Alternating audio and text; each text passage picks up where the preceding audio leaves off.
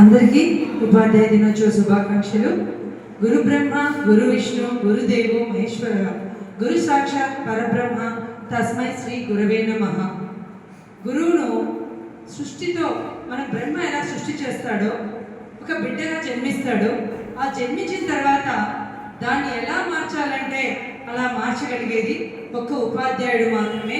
అటువంటి ఉపాధ్యాయుడికి ఉన్నతమైన స్థానాన్ని ఇచ్చి ఉపాధ్యాయ దినోత్సవం అని జరుపుతూ మనందరినీ ఈరోజు సత్కరించుకోవడం చాలా ఆనందంగా ఉంది. ఈరోజైతే కేవలం మన టీచర్స్ వరకే మనం అనుకున్నాము, మాకైతే మేము అనుకోలేదండి. ఇది అన్ఎక్స్పెక్టెడ్గా మన శ్రేయోభిలాషులందరూ కలిసి చేసినటువంటిది. ఇది దానికి చాలా సంతోషంగా ఉంది. కాబట్టి తల్లి తండ్రి గురువు, తల్లి తండ్రి తర్వాత గురువుకు 3వ స్థానం ఇచ్చాము.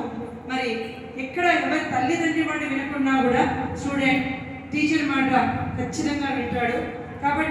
కానీ ఈ కాలం మారిపోతుందండి, అప్పటి తరం ఇప్పుడు లేదు.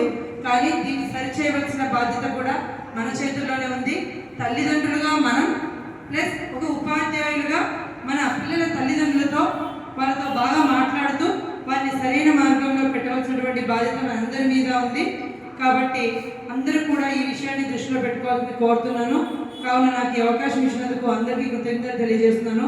ఇప్పటికే చాలా ఆలస్యమైంది.